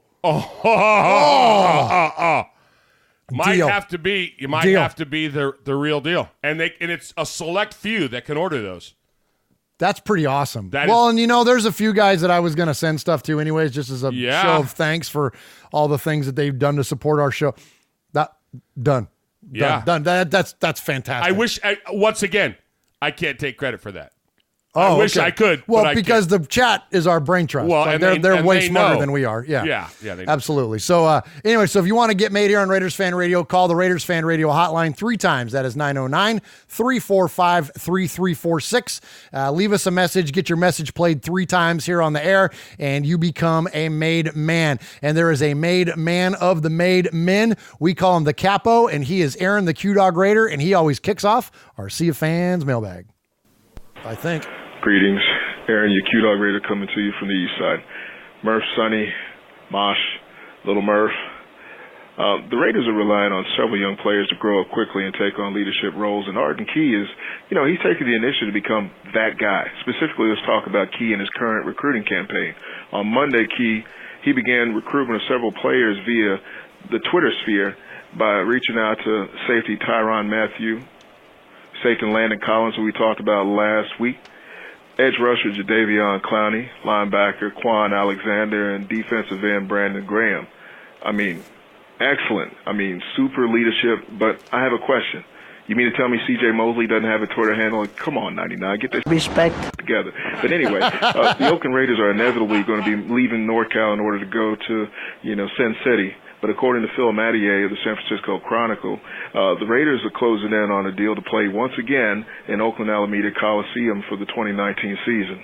Rue, the option is for an extra year in case the Vegas Stadium isn't completed, and that would put them there for the 2020 season. But that is highly unlikely at this point. But this gives owner Mark Davis, who has obviously mastered the teaching of Donald Trump's art of the deal, for his continual blundering of the 2019 home field scenario, yet in no way is this a foregone conclusion. On the other options, everything is faded out, and playing in, even San Diego seems remote at this point. We were supposed to come up 2 weeks ago with where we're going to be our home stadium field and all that. So we really need to get that together. Now, Mitchell Renz posted on his blog a question, and this question just simply isn't going away. And the question being is Derek Carr and the 25th pick going to the New York Football Giants in exchange for Odell Beckham Jr.? I'm feeling it. But BetDSI released their odds on the NFL teams and likely who's going to be drafting the little Smurf Kyler Murray. Now, the Raiders came back with the most odds on this becoming a reality. But anyway, I've been on the phone with several of my partners and stuff, texting back and forth about what the Raiders are going to do with the trades and things of that nature. But imagine this, a retooled offense for the Oakland Raiders for 2019 featuring OBJ, Antonio Brown, Kyler Murray, Beast Mode, Chris Warren III, Bryce Love, and or Benny Snell or Damian Harris. Pair that with a defense-heavy draft to include Josh Allen, free agents Landon Collins, C.J. Mosley, Brandon Graham, and Jadeveon Clowney. Respect. Yeah, we're ready to play some ball. Now, the hit list, Tom Cable and Johnny Townsend. Respect to Emilio, the Big Raider Trucker, Mojo Raider, B-Dog in a Pasture, Raider Ron, and future made man, Raider Ramon in West Virginia. Rue. Oh, man, awesome call as usual. Always. Aaron, the Q-Dog Raider, he's the man for a reason. We call him Capo. And, he talked about what Arden Key was doing, playing Baby Reggie now that Bruce Irvin is gone. And I have the tweets here. He tweeted all those guys that he mentioned. And he says, y'all come be an Oakland Raider. Let's change our culture around here. And I know y'all want to be in Vegas. He says, y'all come be an Oakland Raider. Let's build something special. So I think that's cool, man. I love it when the players lobby on behalf of the organization. I think that's pretty cool. And, we're going to talk a little bit. We're going to talk a little bit more about Derek Carr, some more, as other callers have brought him up as well. Let me just say this. I'm a Carr guy. We are Carr guys. We root for Carr, and I'm going to give you more specifics on that later that kind of justifies and leads me to where I'm at. I'm not a blind loyalist to Derek Carr by any means. But there are some things that are very intriguing. While I don't think that a straight trade for your starting or your quarterback for a wide receiver is necessarily a appropriate swap of talent, but I get where he's going with it. And I think that if you're building for Vegas, the most, the entertainment capital of the world, you could turn the Raiders into must-see TV pretty dang quick, regardless of performance. Like, you could turn it just on name recognition alone, you could make the Raiders very easily must-see. Now, whether that will translate to wins or stuff, I don't know. And I have a little bit of heartburn when it comes to the whole dream team type scenarios and teams that look good on paper and all that. I'm all about depth, and I think football is all about depth, and I don't think you do it with a few flashy names. But I get where he's going with it, so I could definitely appreciate the thought. So great call as always, Aaron, the Q-Dog Raider. It's funny that as we get into Paul, his weekly email, talking about dream teams, because he kind of includes one here. Okay. So I'll read it to you. It says, "Hello, fellas. Hope you're well. Another week of the preseason has passed, and things have gone a little quiet as thoughts turn toward the combine, draft, free agency part of the year. My Raider week started in style with you guys bestowing the honor of made man on me. The honor was doubled as I got to share it with James from Arkansas. To share it with a member of your armed forces is an extra treat." Well, thanks for that on his behalf. The day after I was followed on Twitter, by Gorilla Reel, which blew my mind. Oh, so nice. That's cool, nice. yeah. I saw some YouTube footage of John Matuzak and Ted Hendricks hitting some poor guy this week. Whoever it was, he's still laying there. And it made me feel guilty that they weren't included on my Mount Rushmore. So I got to thinking, who would be my favorite starting Raiders lineup since I've been watching? The greatest team of all time. Now, that would be different. That's fun. For example, I never saw Stabler play, so I couldn't include him. A little license has been taken with a couple of the selections, but here it goes. Okay. So I like how he said the people that he has seen play. Yeah. You can't go back in time, but those are always the best lists, are the ones where you put parameters, like you put rules on it. Yeah. That always, because then it makes you think. You know what I mean? That's like what you do with our Mount Rushmore. So sure. Great question. Go for it. Quarterback, Jim Plunkett. Nice. Running back, Marcus Allen and Bo Jackson. Wide receiver, Cliff Branch and Timmy Brown. Tight end, Todd Christensen. Center, Dave Dalby. Guard, Charlie Hanna and Mickey Marvin. Tackles, Bruce Davis and Henry Lawrence. Nice. Nice. I like it, man. Yeah. That's great. On defense, Howie Long and Lyle Alzado. Oh, my defensive gosh. end. Awesome. Yeah. Tackles, Greg Townsend and Reggie Kinlaw. Oh. Linebackers, Ted Hendricks, Matt Millen, and Rod Martin. Oh, beautiful. Jeez. On the corners, Lester Hayes and Charles Woodson. Oh. Yeah. Oh, interesting. He didn't go with the Hall of Famer, Mike Haynes. I know, he right? He goes with Woodson. Well, of course, Woodson's going to be a Hall of Famer, too. Okay. Safety, Mike Davis and Van McElroy. Nice. Punter, Shane Leckler. Okay. And then, of course, Seabass. Seabass, sure, sure. And then coach, of course, Tom Flores. And that's fun, yeah, man. That's cool. cool. What a neat thing to do. Just the players you've seen play. Yeah, so I realize that it's heavily 80s based, so it's up to today's guys to earn the right to join my list. Thanks, guys. Love you, Raider Nation. Paul Egerton from Shropshire, Mississippi. That's awesome. Well, the Raiders sort of won 2 Super Bowls in the 80s, so it's okay. You know what I mean? Like, yeah, right. That makes sense. I mean, those teams were littered with some of the all-time greatest players, certainly in Raiders history, so no shame in that at all. That was fun, Paul. Great email. Yeah. Great email as always. And once again, congratulations on being a made man, and appreciate the shout out to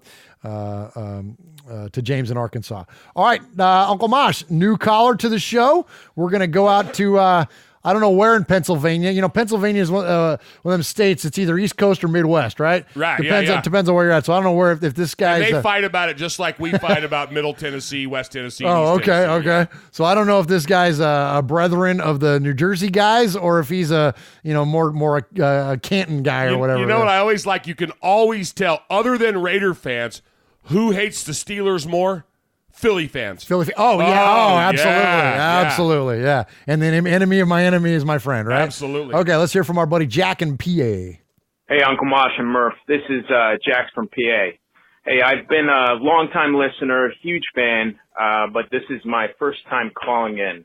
Just a little backstory on how I became a Raider fan. The first NFL game that I remember ever watching was when the Raiders lost to the Bucs in the Super Bowl.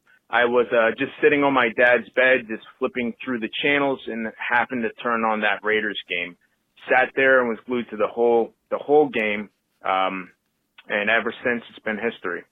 Anyway, before the 3 minutes are up, I just want to get a couple things out there. I want to talk a little bit about the free agency and the draft. First, I'll go over what I think we should do in free agency, at least a little bit of that. So we are losing a ton of players in free agency this year. So our cap number that we are seeing right now is a little bit more limited than what it's going to be like, considering we're going to have to sign quite a bit of players in the off season.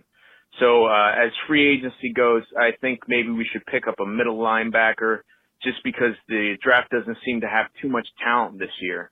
And for the rest of that, I know we need cornerback and safety and a bunch of offensive linemen for depth.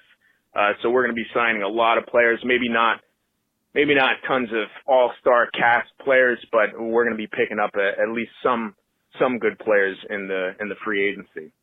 For the draft, at least for the first round, our fourth pick, I think, should either go to Josh Allen or Quinnen Williams. I won't even mention Bosa because I doubt he will be there. If those two aren't on the board, I think that we are going to trade back or that we should trade back. The rest of our first-round picks, I think, should either go to all defensive players, maybe a defensive lineman, defensive tackle, or maybe a safety or a corner. And if we're not going to do that, I think we should at least grab one offensive lineman at the 24th or 27th pick. The rest of the draft, I'm going to have to do a little bit more research, take a look at some more people, just so I can get a better understanding of what the landscape's going to be. Anyway, that's about it. I just wanted to thank you guys again. I'm scrounging all the time for new Raiders content, and you guys are awesome. So I just want to say thank you for all that you do, and we'll definitely be calling in again. All right, you guys, have a good one. Bye. All right, there he is, Jack in PA. Thank you, Jack. Calling 2 more times, my friend, and you will join the crew and become a made man here on Raiders Fan Radio. So, yeah, a lot of good draft talk there. And, in Mosh, it's fun to speculate. I'm not going to crap on anybody for speculating, but I think here's what I think. And you guys are listening to our show, so I guess you care a little bit about what we think. Here's what I say about this mock drafts and all this stuff. As fans, I think it's fun, and especially if you keep it in perspective, it's fun to float out whatever craziness. Where I get crossed up is when the media does it. When people that are supposed to be journalists. You mean folks that get paid to do it? Paid to do it, respected journalists that should be accountable to their thoughts and opinions and their reporting. When they do it and it becomes news, that's when I have an issue with it. Right? You know what I mean? Because then what do you think? I totally agree. Because half the time they make it sound like, oh, just in, breaking news. Right. And what they need to say is, my opinion. Yes. Yes, absolutely. Absolutely. All right. Great call there. Thanks again, Jack in PA. All right. Houston Raiders Steve. We're going to hear from him next. Okay. I'll wait. I'll save my comments on Houston Raiders Steve until after the call, but this will be an interesting. I'm interested to hear your feedback, especially because I know where I came out on this one. Hey, Murph Mosh, this is Houston Raiders Steve. I saw the movie Cold Pursuit today, and Liam Neeson's character lives outside of Denver, Colorado, and he's out in his snowplow truck, and he's listening to talk radio, sports talk, and the question they put out is, who's the biggest or greatest Denver Broncos quarterback, John Elway or Peyton Manning? Being Raider fans and everything, I believe the Broncos are our biggest rival, and I just want to get your opinion, you and Uncle Mosh. Who do you think is the greatest quarterback for the Broncos, Manning or Elway? And maybe we can put it up as a poll thing up on the Facebook and do a fan vote. Anyway, great show. Take care and God bless. And go Raiders. We're going to be back this year, baby. All right. I love you, Houston Raiders Steve. I know you're listening right now, and they may not live, but I know you're going to hear this. I love you. I appreciate every single one of your phone calls, and I'm going to play another one of your phone calls here in a minute. I'm going to play that second call because I'm going to hope that will redeem yourself from this long call. Because, Steve, if I put up a Broncos poll on our Raiders fan radio, that will be social media suicide for us. It is never going to happen. Now, I'm all about the NFL. I love the NFL, love the sport. I'm more than just a Raider fan. I'm a sports nut, and especially I'm an NFL nut. And so the conversation is interesting, but you're never going to catch us debating who the best Bronco anything is ever anywhere near this show. That was never going to happen, my friend. You and I have debated ad nauseum the fact that I like Pepe. Yeah. But I never recognized Pepe as a Bronco. Pepe wore orange because the University of Tennessee is orange. Right, yeah. And I would say, everybody out there on his team is wearing Bronco orange, but Pepe's in UT orange. I liked the guy because of his Tennessee connection. Right. I liked him when he was a Colt, but no. I never wanted the Broncos to win. I just wanted to see Pepe. Yeah, and you're a fan of his, and you're a fan of his long before. I'm a fan of his, not of theirs. Yeah. So to even we talked about my brother flipping off Mile High Stadium. Yeah. We also have a picture of me outside of Elway's restaurant getting sick by the smell. This conversation ends right now. Mosh, who is better, Dan Fouts or Phillip Rivers? Oh my gosh. Sorry, Steve. We love you, Steve. Keep Steve. calling, bro. Keep calling, but calling. Why you got to shake up the net? But calling. Why Steve got to shake up the net like that? You keep calling, but calling with other ideas. Oh, we love you. We're just playing. Appreciate the input. And let's play another call. Let's cleanse the palate and go back to Houston Raiders Steve. Murph and Mosh, Houston Raiders Steve. I ran into a friend of mine today, and he says, well, what do you think about Brady? You think he's the GOAT, the greatest of all time? And I said, well, being a Raider fan, I can't really say that, but I can see where people would say that. And he said, what about Belichick? And I said, Belichick? And he says, yeah. I said, well, the same sentiment. I said, since the Tuck game, everything changed because we all know that it was a fumble that Woodson recovered, and it started the Patriots on their journey to. So he says, well, what do you think about Gruden? I said, I think he's great. He's building the team up. I'm excited about the 4 draft picks, and I just can't wait. He goes, I can't be a fan because of Marcus Allen, the way they treated Marcus. And I said, well, you have to realize if Al Davis thought he was being disrespected or he thought that it was all about the team, maybe he thought that Marcus thought he was a little bit above that. I mean, better than the team. And so that probably caused friction. And I said, well, a friend of mine ran into him at the concession stand, the game that Marcus Allen lit the Al Davis torch. And I said, I was there at that game myself. He was wearing my friend was wearing his jersey, Marcus's jersey, got a tap on the shoulder, and he looked around. It was Marcus Allen. He shook his hand. He says, thanks for representing me and wearing my jersey. So that was pretty awesome. I said, you know what? I said, you're an honorary Raider fan. I said, I thought about it later on, and I said, like they say, there's 31 teams, and then there's the Raiders. The Raiders is something we do every day of our life. We're more than happy to wear the shield. The more they tear us down, the critics, the more we stand behind the shield. It's an attitude. In my job, I'm a conformist as I have to be, but outside, I'm kind of a free spirit, and it's just the attitude that we take on. I mean, as Raider fans, it's a choice. It's something I'll be the rest of my life. My mom would always ask me, well, how'd the Raiders do today? She knew I loved Villapiano and Tatum and of course Stabler and Howie Long, Marcus Allen, Bo Jackson, you name it. It was just an amazing thing, It's just something that you can't really understand it unless you're a Raider fan, as you all well know. So, just want to get your thoughts about what you think about that, and go Raiders. All right. Okay, Mr. Redemption. Yeah, right. He did good. On. And I thought, oh no, now so it was bad enough we're gonna have to debate Pepe and Elway, but now we're gonna have to debate Belichick and Brady, and then he lands with some nice old school stuff right there. Yeah. Houston Steve's a classic. He's absolutely. And I love it. And he says, I'm a conformist at work because I have to be. Yeah, but outside of that, I love it. I'm a free spirit. Great job. Great job, Steve. Absolutely. Great call. All right, let's go hear from another one of our made men and hear from our buddy Red up in Yakima, Washington. Murph, Uncle Mosh, what's going on? Red up here in Yakima. Just thought I'd call and talk a little draft with you guys. We really need an edge rusher. I hear that. But I really don't think we're going to land Josh Allen or even Quinnen Williams at that. And I think if we would take a DB with that 4th pick, if we can lock down the corners, that'll lead to more coverage sacks. And because I think we can land a couple edge rushers later on in the draft.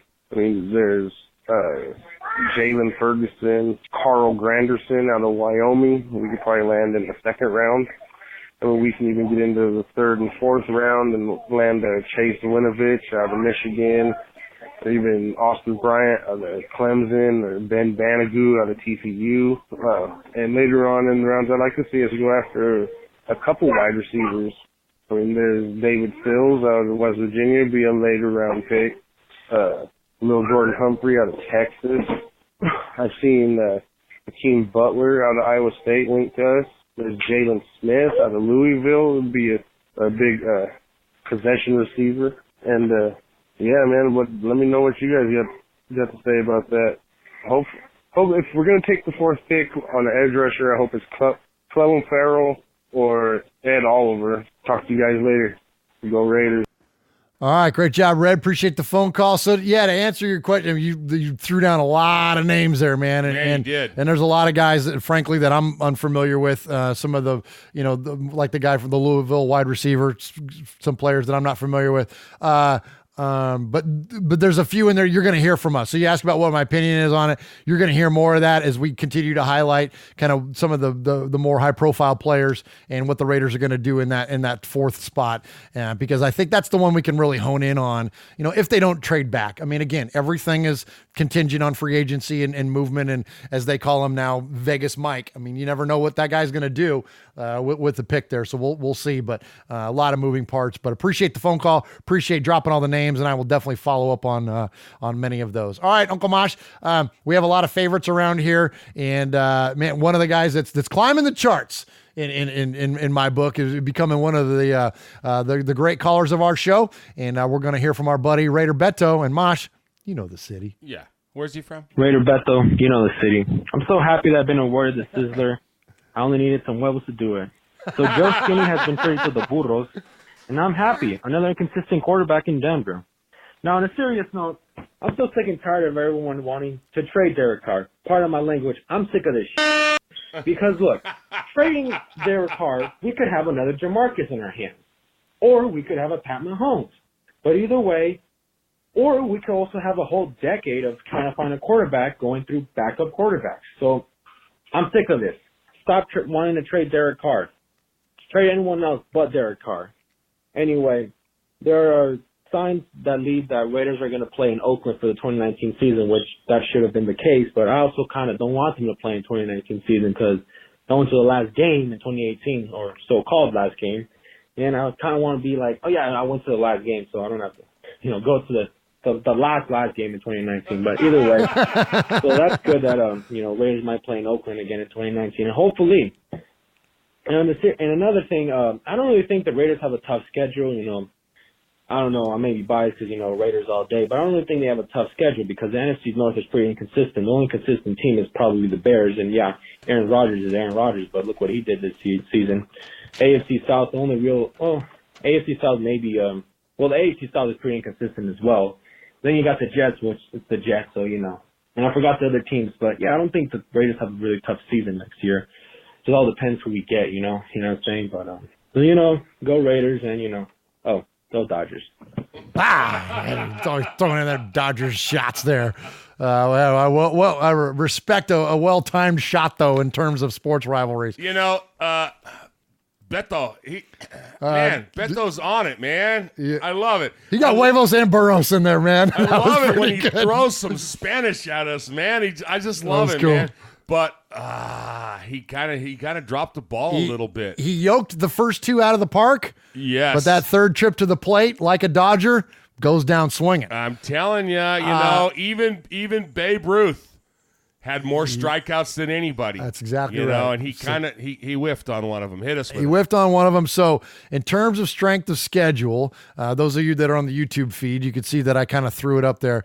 Beto, the Raiders have the toughest in terms of strength of schedule heading into the 2019 season. So when we look at the collective winning percentage of the Raiders' opponents for the next season, they are number one in the league for toughest in terms of wins and losses. So the collective of the Raiders' opponents in 2019 won 137 games, lost 117 and tied 2, which gives them a 53.9% winning percentage. Next up is the Broncos. No surprise because we're in the same division, so we're going to have a lot of the similar opponents. Next up, the Broncos, then the Jaguars, Texans, Bears, Chiefs, Falcons, Colts, Titans, Vikings to kind of round out your top 10 with a few in there that are tied. Bottom of the list, listen to this, Mosh. Bottom of the list, Raider Nation, the lowest winning percentage, so the easiest schedules. Number 1, the Washington Redskins. But guess who's next? The Patriots and the Rams are next for easiest schedules. So guess what? guess who's going to be in the AFC Championship game next year? And guess who better be there to knock them off, at least have a shot. Look, we started that dynasty. We kicked it off. Let's see if we can get a run at this thing to reverse the direction here and knock that dynasty down, and take out the Patriots. I don't know if we're going to have a team or not to take out the Patriots, but wouldn't it be poetic and that, if we ever had a shot? In Beto's defense, he did say that. He did say that. We don't know what kind of team we're going to have, and then That's of course, and then he just chimed in when he says on the chat, he says, "Oh man, I forgot about the AFC West." That's what got him. That's what got him because the division is San Diego. That team that wears the blue and the white, they were pretty darn good. And then of course we know the ketchup and mustard squad is pretty good as well. All right, next up, let's hear from our buddy Alex in Tucson, Arizona. Hey guys, it's Alex Sandoval from Tucson, Arizona. Just calling in today, wanting to talk about Derek Carr and the Raiders. So Derek Carr is a mediocre quarterback, and it's kind of tough to label him that. He's had a rough couple of years. He's had several head coaches. He's had several quarterbacks coaches. He's been injured. He doesn't have the best O-line. He doesn't have any more receivers. But when it's all said and done, he's a mediocre quarterback. Okay. My question to you guys is: at what point do you move on from a mediocre Derek Carr? For me, I believe in Derek Carr. I think Mike Mayock and John Gruden believe in Derek Carr. But at what point do you need to move on from him? Does that mean that we draft a quarterback this year in this year's draft? Does that mean that we give him, a chance this 2019 season, and maybe if he doesn't produce, do we consider drafting a quarterback next season, or do we give him a longer kind of pass or extension past next year's draft? I don't know what it's a really hard decision to make. Would you guys be upset if we drafted somebody like Kyler Murray in the first round? I don't know, just a lot of questions, a lot of hypotheticals. In the end, I think Derek Carr is going to do it. I think that we're under great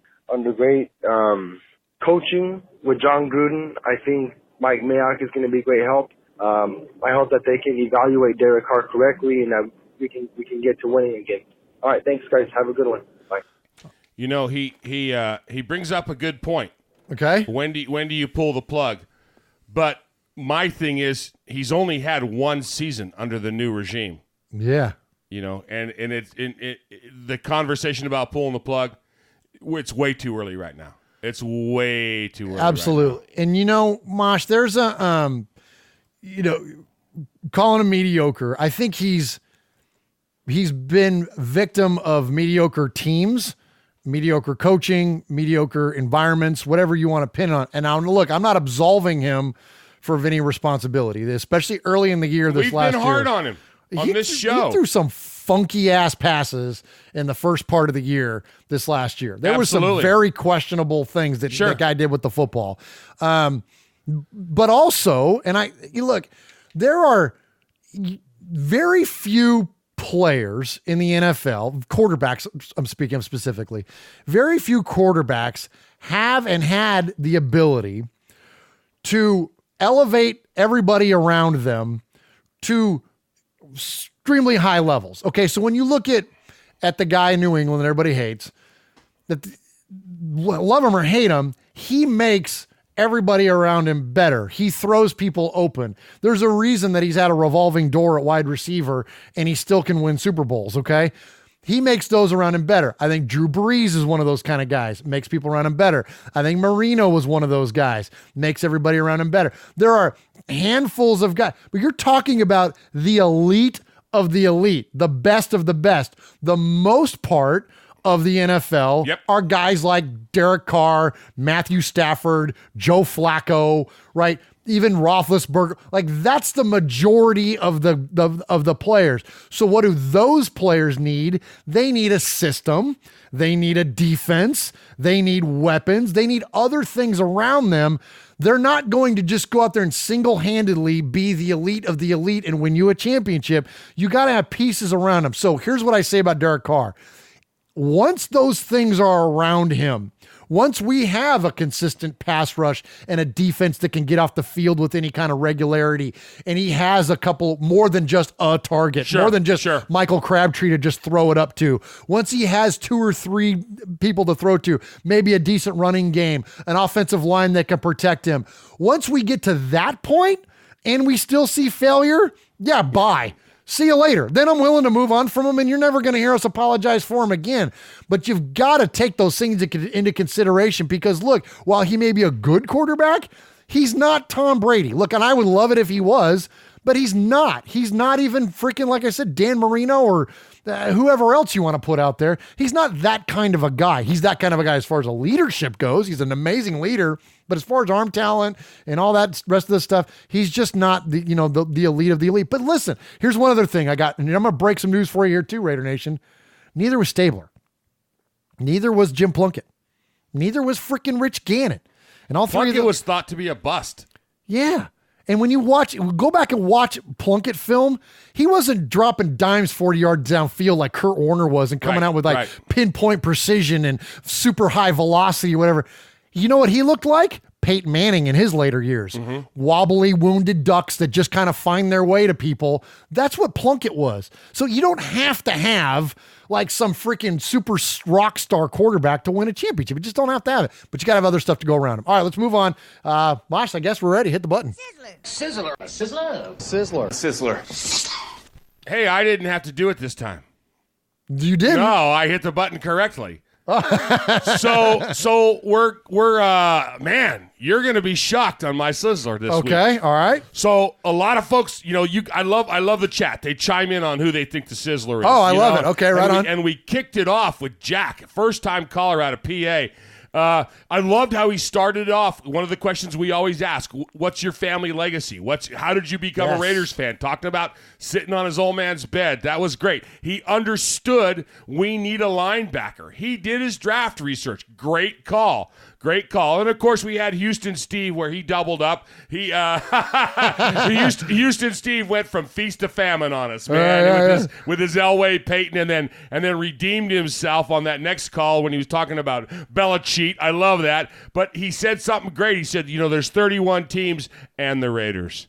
And then, kicked it off, really brought himself back up there with all that old school talk, brought up Marcus Allen and that great story. And he's always got great stories. And Red and Yakima. Red, I think Q-Dog said that Red needs to be giving pep talks to the team, Yeah. He gave, what I liked about what Red did is he gave us a bunch of choices, but it wasn't all regional. No. It was national. Yeah. We you and I being here in the center of SEC country, we get our exposure to them. He went all over. But who can forget Beto and his huevos? 2 weeks in a row he hits us with the huevos, And then I loved his last game squared. I went to the last game, and then I'm going to go to the last game again. And it was a great call. And then, of course, Alex in Tucson, is DC mediocre? He was bringing up something that we've all talked about, But our Sizzler today goes to Paul. Is from an email. Oh, nice. Paul kicks it off, thanking us for the draft and the combine, and he bestows, but he brings up Gorilla. And then he follows it in the next sentence with John Matuzak and Ken Hendricks smashing some guy and leaving him laying still in 2019. And then that great starting lineup from the teams that he's seen, cool. Giving us a whole new way, stuff that we can play with later on. So our Sizzler. Sizzler. Goes to newly made man, Paul Edgerton from Shropshire, Mississippi. Awesome through job, an email. Paul. Congratulations, my friend. That is awesome, man. Good call, Mosh. Great call on that. All right, we are up against the clock. I hate to because, you need to play Rogues Gallery. Go for it. We are Metallica, and we are here. I was giving you the look. Raiders! You know why we out here, and we ain't playing around today. From The Walking Dead to errant Jedi Knights. Raiders fans are a rogues gallery.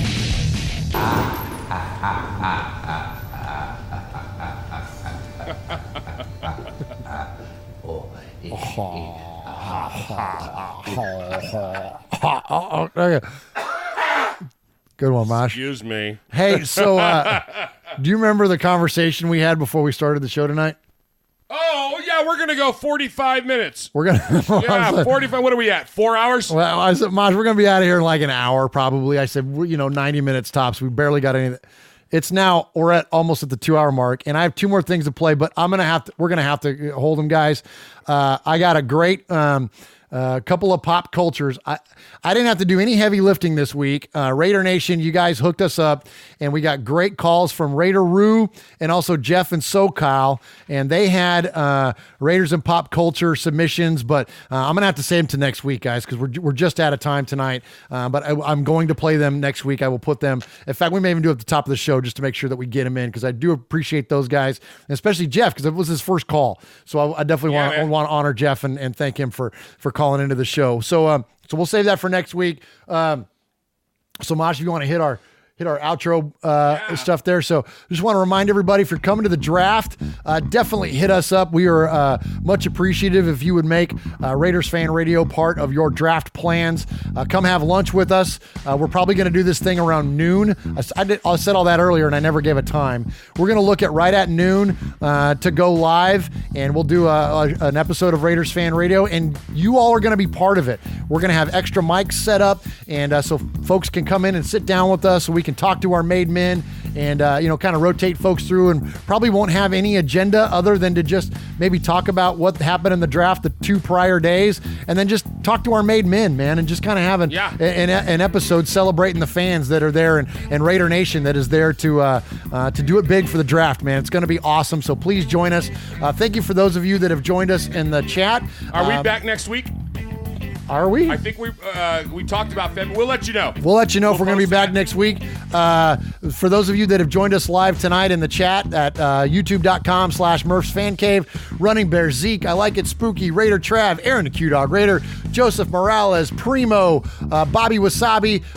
Appreciate everybody joining us in there. Tuklas, I see in there. Chris Potts, of course. Raider Critique. I can't scroll up and get everybody, but I appreciate you all joining us live. We appreciate you very much, and we will talk to you either next week or the week after. We'll let you know to that soon. But until then, Uncle Mosh, thanks for listening tonight, everybody. For Murph, this is your old Uncle Mosh. You've been listening to Raiders Fan Radio, where we take a lighter side journey into the dark side.